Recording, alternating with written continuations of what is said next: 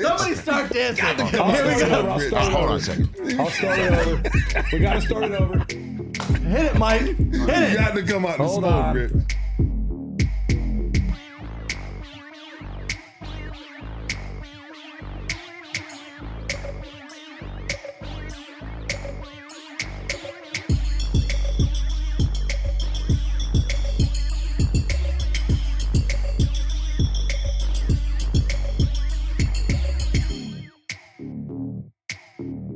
That's the way to get the morning started, baby. It is now, in fact, hot in here. It's very odd. And I have just pulled something. Hello, Ray Lewis. My friend. Oh, my friend. It Coming never gets out of the old. smoke. It never gets old. You know what? It's so funny because I told this story. By the way, Ray Lewis is here. Beyond the Edge, premiering tonight, 9 Eastern on CBS, a new reality series in which he is competing. We'll talk about that on this show. There it is. There you are, right in the middle of the Panama jungle. Medal of World Peace and Mike Singletary, some of the sports names and faces we recognize right there. It's funny. I was telling this story the other day about... Oh, boy. Well, about the Pro Bowl. Oh, man. Where you And Rod Woodson were part of NFL Total Access at the Pro Bowl. This is the Super Bowl season where Bettis won and strolled off into the sunset of his career, which you eventually got the chance to do yourself, and beating Seattle and Detroit. And you and Rod and I are on the set of NFL Total Access at the end of a show. He's laughing already. My God! So where you taught me how to hit, right? A tackling dummy. Hit the bag. dummy. Yeah. Right. I got to tackle properly. Right. Absolutely. And you were telling me, bend down. Absolutely. Get down. Explode through it. Up. Yes. Right. Get down. Yes. Not bend over at the hips, but bend down. See, Absolutely. I remember. You do it. Right. This And then is hit good. with your chest. Hit with your chest. 1,000. See what you hit. See what you hit. Through what you Right. Absolutely. And then I did that. And Rod was holding the bag. Yep. He let go of it like Lucy lets go of the football. It was great. And I went through it. And you're laughing, and Rod's laughing, and I'm, when you hit the ground. It was the most classic thing I've ever seen in my life. It was hysterical. I thought I hurt my guy. And the crazy thing is, it was like 2 hours later, because what a setup it was, because we were staying at the Pro Bowl Hotel. Yeah. And we're at the beach, and I'm just like trying to get up from the sand, and I can't move my arm. I sprained my AC joint. And to this day, Rod says he did not let go of the bag. Yeah. Now, Yeah. I don't know if you have any memory of this, but can you break the tie here? Because I swear I he do let have go a of it. memory of this, Rich. I don't know if I want to expose it. I just don't know if that's the right thing to do, because I got to put somebody up under the bus. That's right. Me or Rod. And you choose me. But you guys are my two friends, so I don't know who I could throw under the bus. Oh, my gosh. Well, you want to... Rod was supposed to hold the bag. That's all I'm going to say. That's okay. He was supposed to hold the bag. Yeah. Man. So as you can see, Ray, you and I, we go way back. We go way back in the day. So we're in the free agency period right now. Did you ever get close to that? Never. Nah. Ravens never let you get close to it? No, it was, I think one of my last deals, and Steve called me. He was like, take 7 days. Call me when you're ready. And we just laughed about this. I just sat with him the other day. Steve Bisciotti. Yeah. The long-time one of the Ravens. Yeah, he says, hey, I heard you're a free agent. Take 7 days. Let me know when you're done. I said, all right, I'll call you. To go on a tour? To go No, see I just said, what's I'll out there? call you back when I get from vacation. And I went on vacation. And I had like 2-3 offers, forget who it was, offering this crazy money. And I'm like, so you want me to take 10+ million and leave my legacy? Can't do it. So you left that on the table? Yeah, man. Absolutely. It was not even, I never second guessed it. Like 2 of my favorite all-time athletes and this is this is before this new day and age, right? Where there's no loyalty no more in sports, right? It's who did you bet on this week? That's who win it. Right. But when I was a kid, Michael Jordan and Joe Montana, to me, was like never supposed to take off a bull and a San Francisco uniform. Right. Ever. And when that happened, years before I even got in the league, Rich, I knew that wherever I was going, I'm never leaving. That was the one thing I always had in my head. Go to one city and never leave that city. Now, I didn't know that city wasn't going to have a name, right? When I got drafted, right? So That's amazing. Right, I asked Ozzy That's on a funny draft way to day, like, put it. Ozzy, he called me 26 pick, was like, we're drafting you. Who's drafting me? Who? You don't have a team. There's no team in Baltimore. What? Okay, got it. I'm drafted to, Yeah. I guess, Baltimore. Yeah. Yeah. So, yeah, man, I never even thought about leaving when it came to free agency. And that's one of the blessings of my career because I signed 4 deals there. And, yeah, it was like they knew what I was about.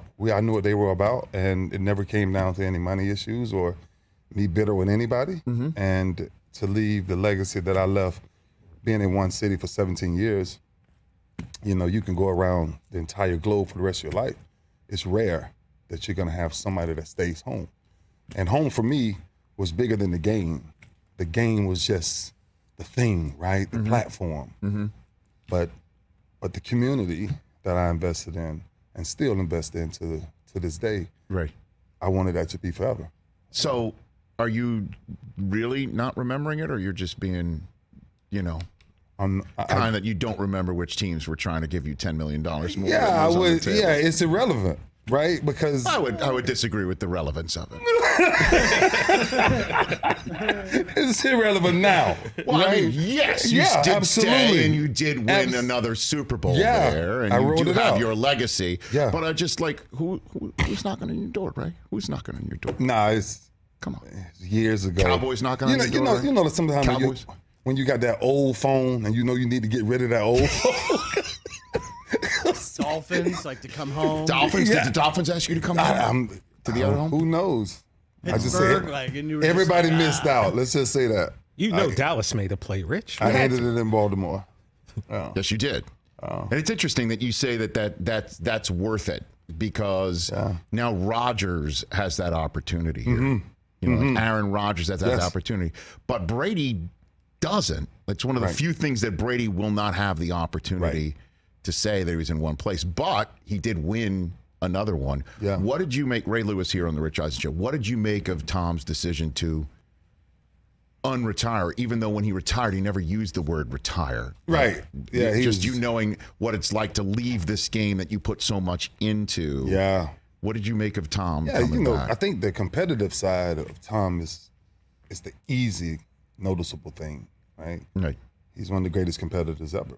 And the one thing I said when I got ready to retire, if you got more in the tank, finish it. Empty the tank. Right. I don't think he's finished. I don't think the tank is empty for his passion for I'm done.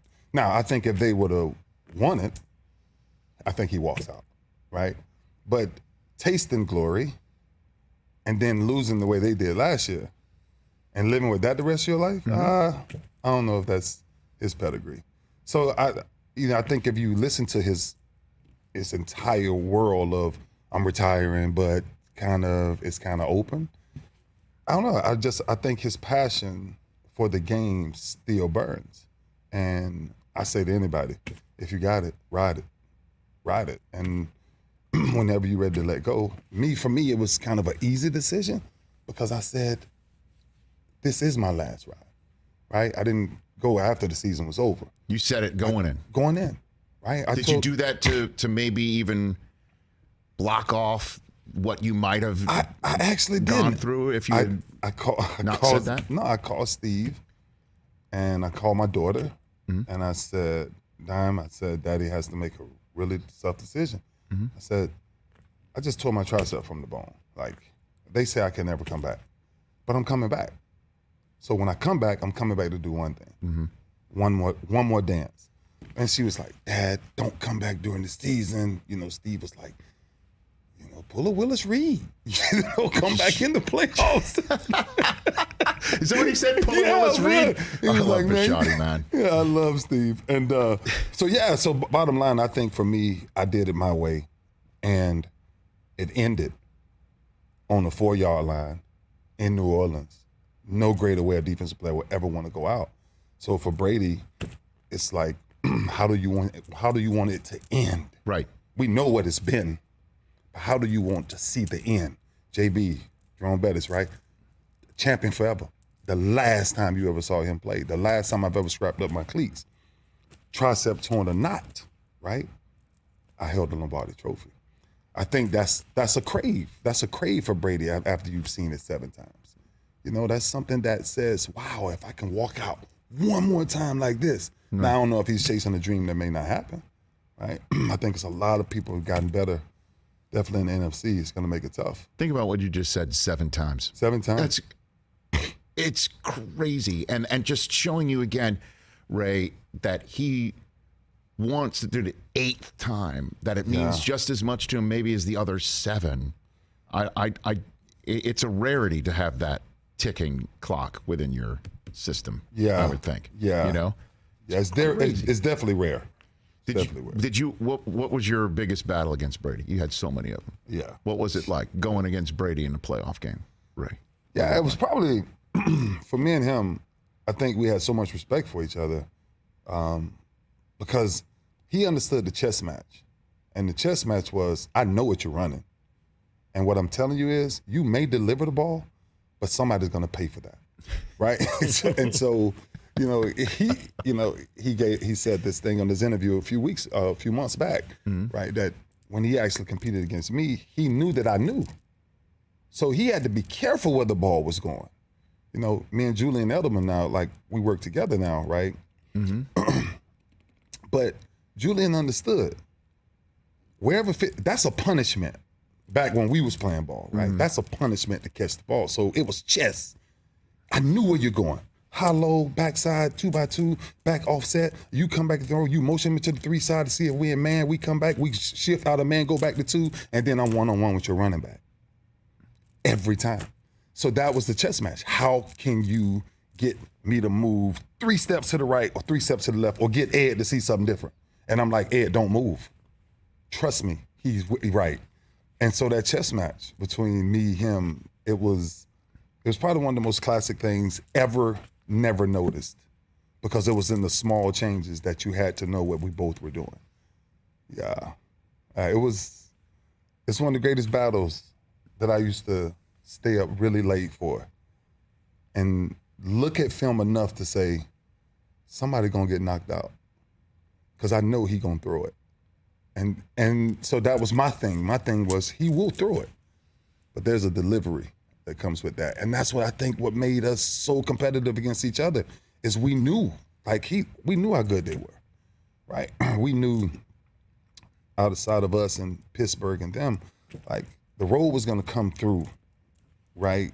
Those areas in that region. Mm-hmm. And 2011 for me, I think when we went to New England and we lost that one,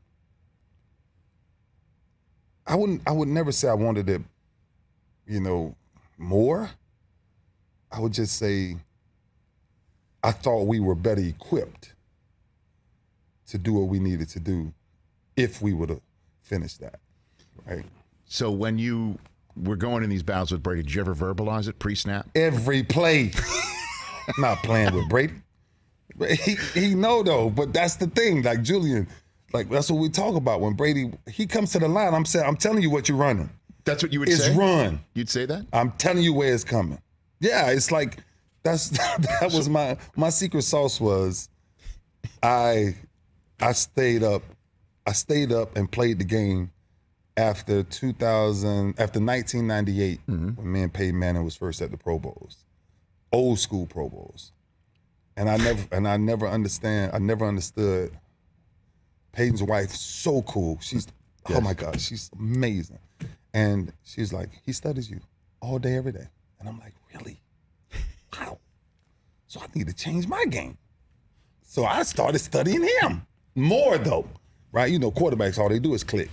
So I built an entire room in my house just so I can watch film. So I became this guy that wanted to know everything when I went to Marvin Lewis and said, I want to know every check that a defense runs, that we run, that we have. Why do we check out? Why do we stay in a certain defense on first down to 10 or second, right?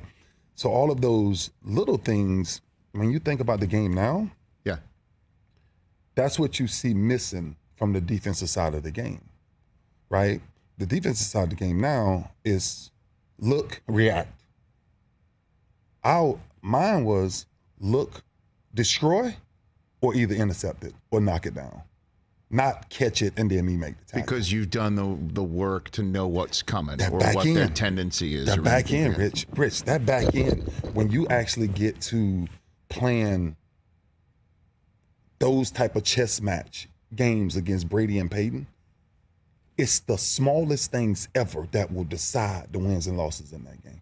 It's not this big touchdown or this, no, it's the smallest things. It's me knowing Peyton comes to the line, second down and 8, and I see that the receiver right leg is up on the line instead of his left leg is up on the line, and the outside receiver is back a yard, then I know I'm getting that high-low right now. So I know 2 driving up and number 1 coming in, and no, the corner can't make that play. Yeah. Because the corner has to sit off.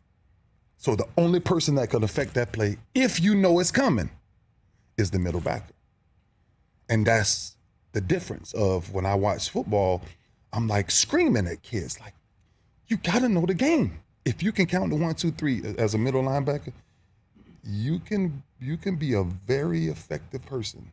So are you talking to anybody in the game today to say? I talk to a lot of people. Oh, I know you do. Yeah. Or you. So who are you? Who do you think is equipped to do this, or is doing something like this? I think, Rich, honestly, we have to, because the game has changed, right? The game is now about the guy that can get to the quarterback and the quarterback. Yeah, that's the game. That seems to be the game. That's the game. It certainly wasn't the last play of the Super Bowl. Right? So that's where your defensive players of the years are coming from, because the only thing that's now kind of relevant is the D lineman and, the quarterback. But the essence of a middle linebacker is the general on that side of the ball. Everything. There's no way you can walk to a line. And I want you to really just watch the game. Mm-hmm. You walk to you watch the game now, and the last thing you see is communication. In my defense, it's the first thing everybody's communicating. You got to know what's coming, right? If I see knuckles in the ground, I'm screaming rabbit.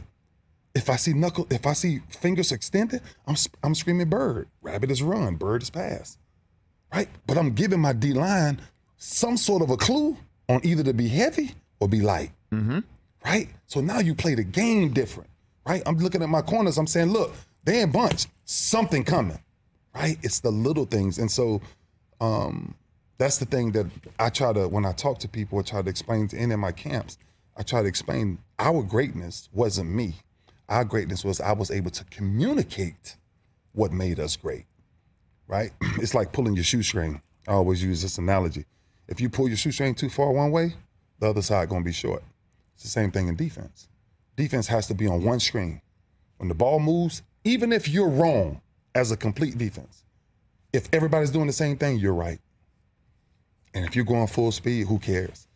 Ray Lewis here on the Rich Eisen Show. I love this stuff. We've got another segment. Let's take a break. We'll come back for the Peacock and SiriusXM audience. We're going to show you a clip of Beyond the Edge that premieres tonight, 9 Eastern on CBS.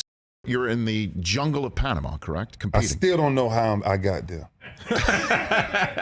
Let me just make that clear. You? Let me make that clear. Okay. I still don't know. The production looks beautiful. Okay. Okay. Okay. See, that look cute. That ain't cute. That ain't cute. Y'all can say what y'all want to say. I'm still having nightmares about quicksand. It was an amazing thing to do once you got there. But that wasn't cute. I'm serious. Like, that hurt. I got scars from that. Get out of here. I'm Rich. Yeah. I got scars, wounds, battle wounds. It's like I was back on the field.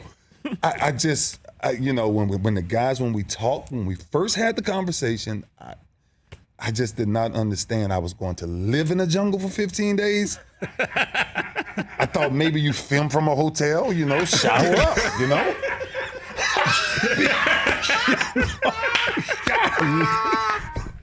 What the? Oh, come on. Seriously. You thought I was like, who 9 to does 5, this? you're punching a clock. Who does this? Then you go you got 5 stars. Look, I'm like, you get up in the morning, they pick you up at 5:30, they have you back at 9:30.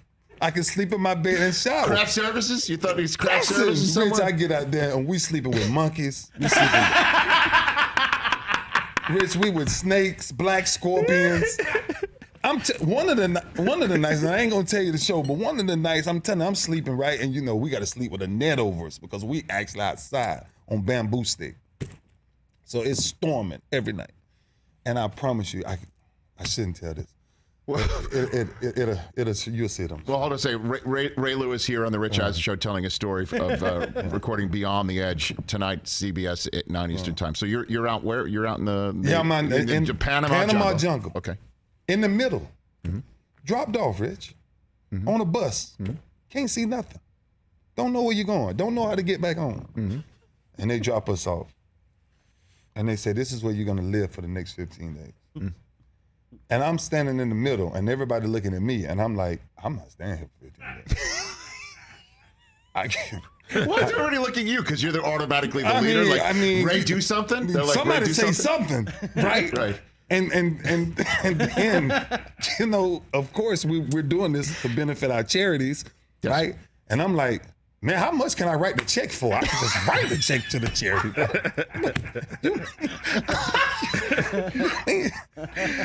Oh, God. I'm telling you this seriously. I have not been the same since I came back from that jungle. The point is, we get dropped off. Everybody has a charity that they're supporting. Mine was Johns Hopkins Children's Hospital. I've been working with them for many years. And to see these kids and to know the impact. So every day that you stayed, you made more money. But there was these tests. There was these mental tests. There was these physical tests that you had to do daily. So by the third day, what really happened is God had to be introduced. Because you don't have food. You don't have water. You have to find it, and you're sleeping on bamboo sticks where it storms every night. And I'm saying to myself, right? I'm like, okay, this is a show, so somebody got to come get us. There's no way they can leave us in the thunderstorm. Nobody came to get us. So we get up the next morning, and we're like, man, this is... So me and Coach Mike Singletary, we was roommates, whatever you want. If you want to call it roommates. Because there's no room. There's no room. You're just mates. It's a piece of wood. And you just land on it. So then, before I even decided this, I had this whole conversation with my team and everybody. And it was just like, no, it'll be great. It'll be amazing. And I was like, yeah, it will be. And I got there, we went through it. And I think the bonding that happened from it is kind of a metaphor for what our world should adopt, which is truly loving thy neighbor as thyself, regardless of where you come from, regardless of your race.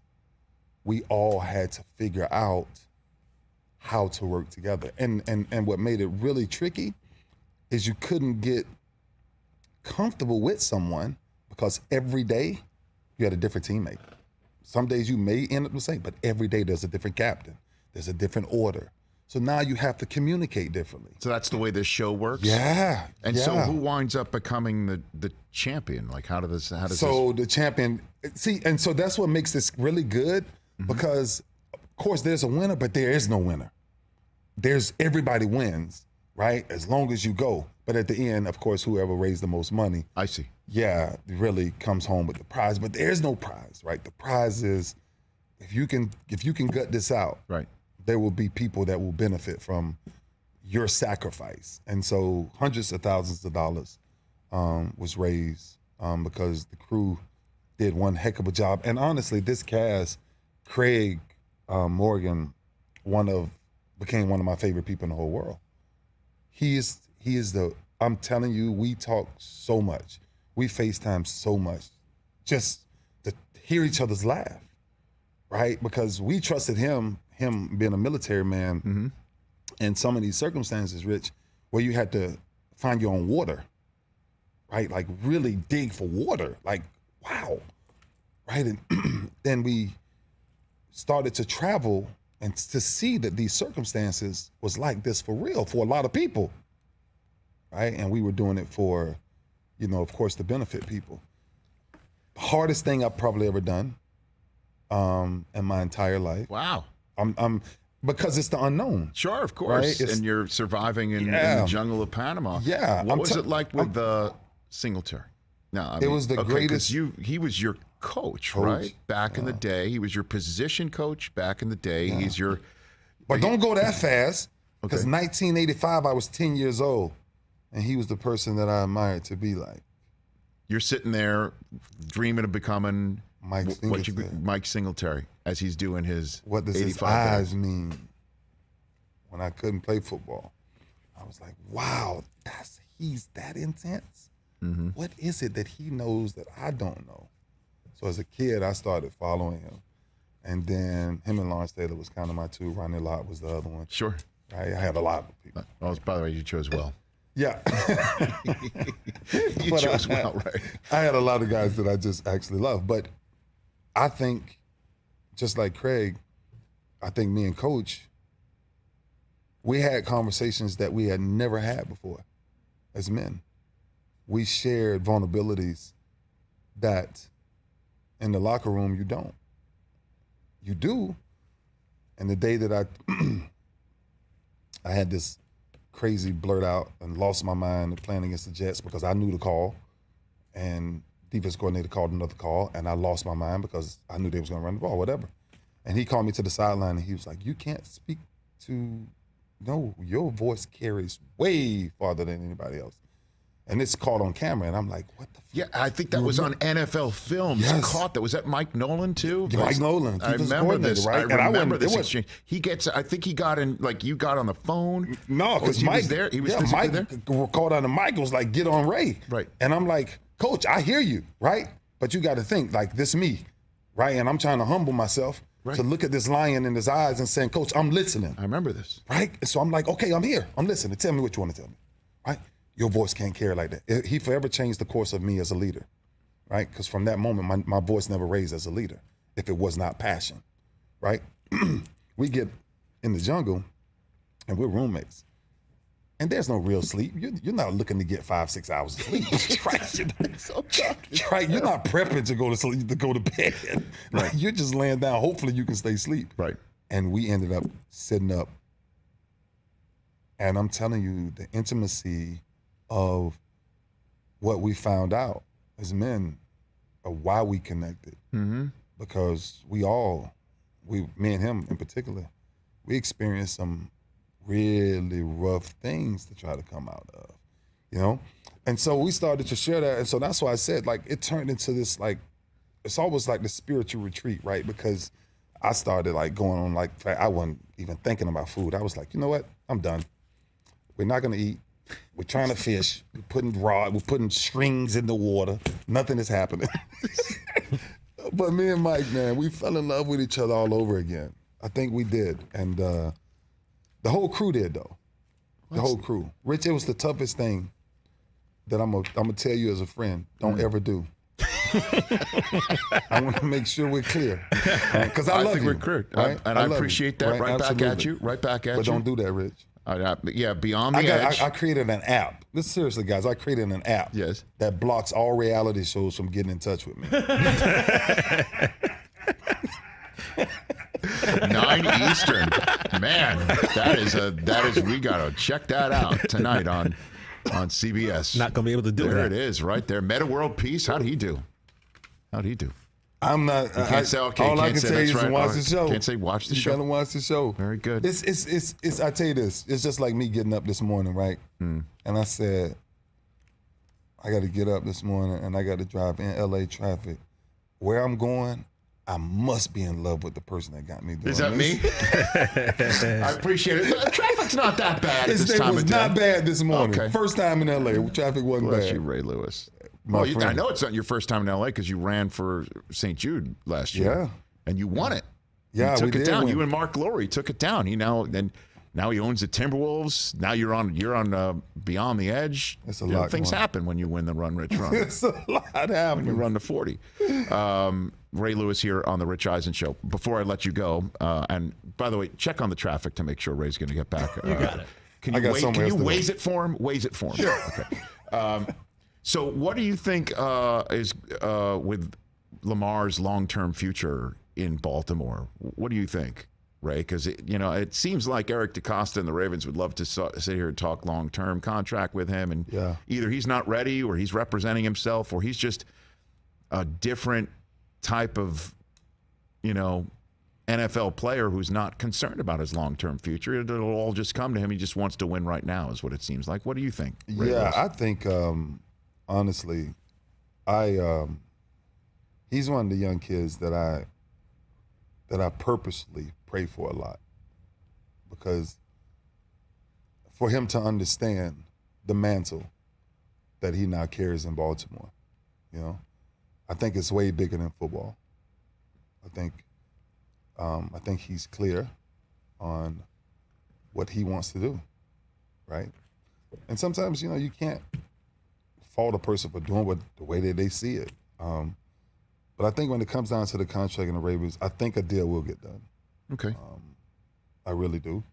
And, I think it gets done, and we keep taking our city to the next level, and he keeps doing what he's doing. Well, it's interesting you say his mantle in Baltimore. Do you think if there is a torch that it's been passed from you to him in Baltimore? He has to. It's no if. It's like he has to. I've been gone from the game 10 years, right? Like, I get it. Like, that's forever my city. I get it, right? But the new sheriff, that he carries a different mantle. He has to understand that, and I think he does. I really do. I think I don't think he understands sometimes the magnitude of where he could reach and how far he can go. And none of us at 24, 25 years old had everything figured out. What if somebody had come up to you when you were 24, 25 and said that to you? Yeah. So would you have understood? I think the same thing I told LJ Lamar is I had somebody to help me walk through whatever greatness you're running into. You're not doing nothing no different nobody else did. So you got to have the right counsel, right? And so for me, the guy we spoke about earlier, Rod Woodson, Rod basically just took me. He said, I understand that you're great. You can do a lot, but you need me to help you, right? And that's what I think Lamar, you got to have the right counsel in these type of decisions, because they affect not just him. I think he needs to understand that clearly. Like, this affects an entire culture, a Raven Nation, of what the young kids who was told they couldn't play a position, right? Go play receiver, Lamar. Nah, I'm a quarterback. Yeah. That was no question something that he needed to do. Unfortunately, at the combine, like, I'm not running receiver routes here. Like, get out of here with that. And I'm not running a 40 here, because I'm not going to have the conversation from here be how fast I am. And like, amazing. And then obviously Ozzie Newsome with the ultimate, gift basket as he's going out the door. Great move to go get him. There's an extra year of contractual control if you want to talk about the business a little bit here. And so now clearly he is supremely talented. No question about that.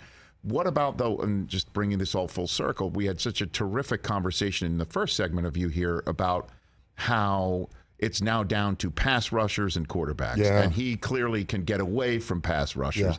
But at some point, it might be somebody like you coming downhill and taking him out. And how sustainable do you think his level of play is in the NFL, Ray? Look, man, what do you think?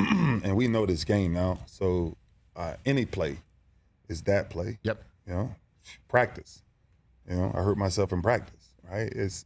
I I think that's the last thing any of us think about, right? Right. Now, when you start to get into the contractual stuff, of course, they're going to talk about it, but it's really irrelevant in your mindset, right? And in his world that he should live in, injury is the last thing Lamar thinks about.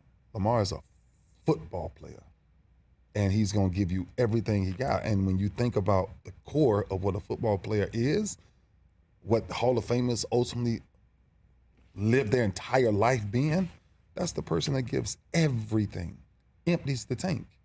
That's who he is. And injury, who cares, right? I had 9 surgeries. Who cares? Keep going, and you'll figure it out. So, look, of course you hear all of this, oh, if he gets hurt, if one hit. Yeah, that's for a lot of people, right? But that kid is special. He has the it factor, and people love to play with him and for him. And for me, he's one of those people that I run home because I know something's magical is going to happen. Right. Right? And I just think he has to keep that in his forward of thinking with the right counsel. And I think he'll be okay. Ray, you're the man. Thanks for brother. coming here. No, man, thank you, buddy. It's so good to see you, man. It's very good to see you, Yeah. too. What's your time this year in the 40? You know, I got to start training, and we're going to So run. you haven't started training?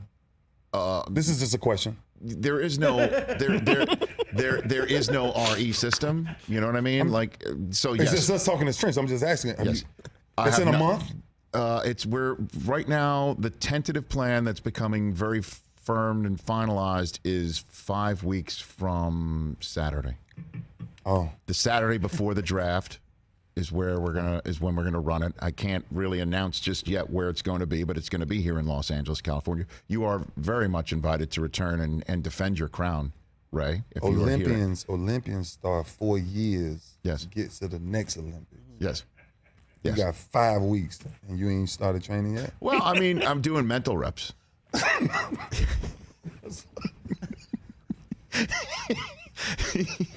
And that's So I'm doing my mental reps right now. Okay, I get it. So yeah, that's the way I approach it. That's the way I approach it. Yeah. That's the way you're gonna approach the Run Rich Run. That's the way I do it. I'll let you know. Year. I mean, let me see the way I feel if I could come back and defend it. Well, I mean, just again to bring it all full circle, how limber did I look doing the squirrel dance to start this I'm now entire appearance? the dragging of the leg is the most impressive thing to me, because that means you take your time. with Taking my time. See, that's one thing people don't know about that dance. It's a state of mind. It's a it's a state of mind. That's me. Yeah, that's it. It's a state of mind, and okay, there it is. That's you Ooh, teaching it to me last year. That link. Now look at my face. That means I'm in awe. Or shock. Total shock. In real time, I took it as shock, Ray. That's where you were looking at me last year. I could not believe you did that. And you know people was recording that.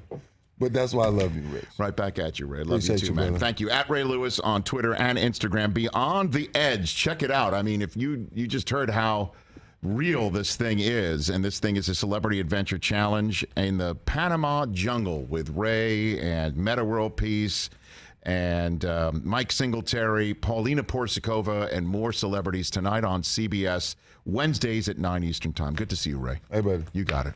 Hey, you watched all the way to the end. Thanks for that. Watch more right here.